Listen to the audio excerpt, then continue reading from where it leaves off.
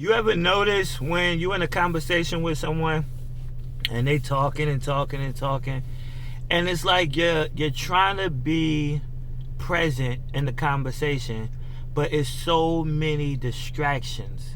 You hear what I'm saying? It's so many distractions that's going on, and you want to be in tune with that conversation, but you start thinking about what you're going to eat for dinner, your phone vibrating, and you're quick to chime in on their conversation. You know what we need to do sometimes? We need to stop and just listen. You understand what I'm saying? Stop and just listen. Like, really, really listen. Because sometimes that person just needs you to be there to hear them out. Sometimes they just want you to get an understanding of what they're saying. And we have a problem with active listening. That's what we have a problem with. Because we're so quick to want to chime into the conversation like we know what they're talking about. And sometimes we really don't. Like, we really, really don't. Because sometimes you have to ask somebody to repeat themselves. Or you zoned out for a minute and you missed one big, big, big part of the conversation. So now what you got to do? Try to come up with something to make it sound good. If you just take the time and really just listen, you will be more of an active listener. You will be more present in the conversation. Here's a couple tips. The first tip is for active listening, in my opinion, now this is just my opinion, for active listening is ask questions. You can always ask questions, but I wouldn't do it in the beginning. That'd be the third tip. Ask questions would be the third tip. The first tip is actually paying attention. Paying attention, not in your head, give some type of understanding that, like, you're there. You understand what they're talking about. Because some people just want to be heard. Some people just want to be heard, and they want to know that you understand what they're saying. Because they're looking for a response. That's another thing. People, they're looking for a response. When you're talking and you want to respond. You want to respond, but you want to do it to the point where you know what you're talking about. You don't want to just respond and thinking like, okay, yeah, that was cool. Like, no, respond with a good conversation, because when you ask questions, it engages more conversation. It lets the person know that you sympathize with them. That's the second thing. You want to sympathize with the person. You want to put yourself in their shoes. You want to understand what they're talking about. A lot of us don't do that. A lot of us, another thing, a lot of us assume. We assume on what the person going to say, so we just hurry up and beat them to the punch when we just miss the whole thing. And that's rude. That's very rude.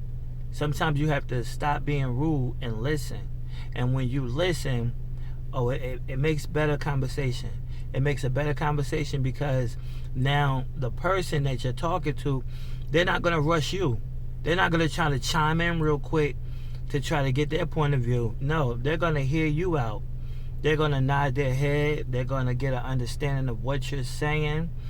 They're going to ask questions to keep the conversation going. They actually want to know what's your point of view of whatever you're talking about. Like, what's bothering you? Or what's the meaning of this conversation? Like, when we don't listen, I just said, we miss majority of the conversation. We start thinking about what happened yesterday.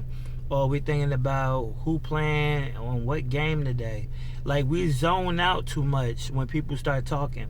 And I feel sometimes the conversation might be boring.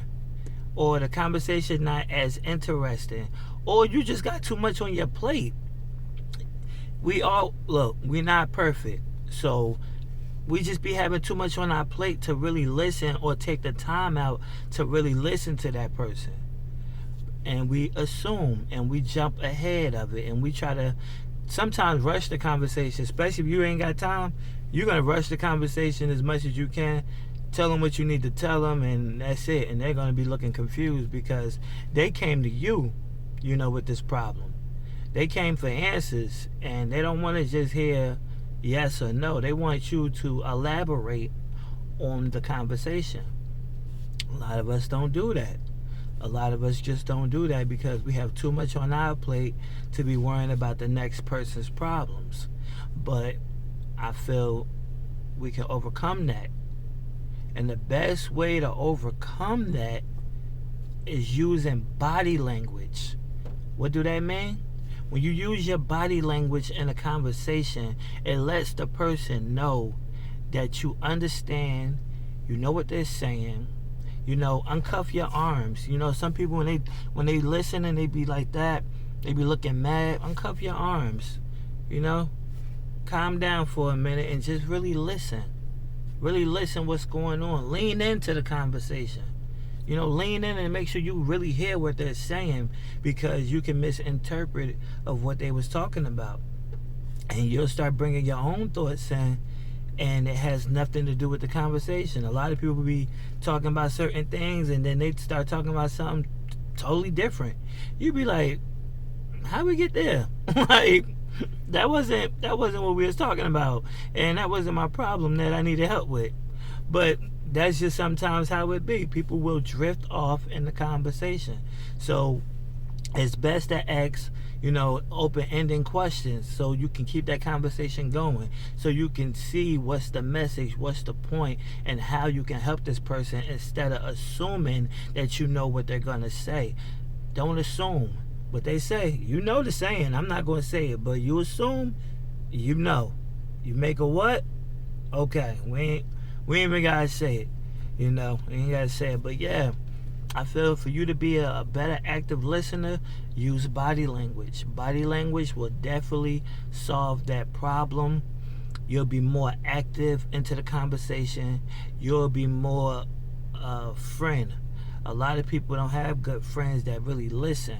So I feel like that's a great thing. Body language is a main thing. A lot of people don't even realize, because when you're talking to somebody, you see their energy and their body language is off. So sometimes you just want to try to correct yourself first and hear the person out, because if they come to you aggressively talking, your body language is going to be off. So you got to kind of watch that as well with body language, because everybody's body language is different. And a lot of people just love to talk with their hands. They love to talk with their hands. They touching on you, telling you, yo, you ain't hear what I just said. Like, you probably zoned off real quick because the conversation wasn't as interesting as what you got going on. Some conversations might not be in your line of planning. How you got your life planned out. It's just how it is. But it's not. Well, how can I say this? It's never a bad thing to be an active listener. It's never a bad thing for you to just take some time out and hear this person out. Because they took time out to come over here to talk to you. They could have talked to anybody else, but they felt you had a great point of view of the conversation that they're going to bring to you. So take consideration of that. Like, people actually thought of you. They thought of you to come talk to you about a problem that they have. And a lot of people just don't like to talk. What they do? Bottle that stuff in.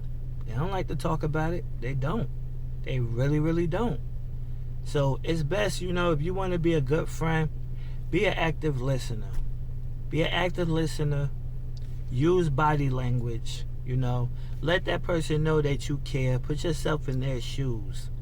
You understand what I'm saying? When you do that, you make a way better relationship. And I ain't even just talking about like relationship, boyfriend and girlfriend relationship. I'm talking about relationships, period. Relationships with your coworkers, relationships with your family. Like, when they know that you really listening, you are the person they can count on. You are the person that they can count on to hear them out.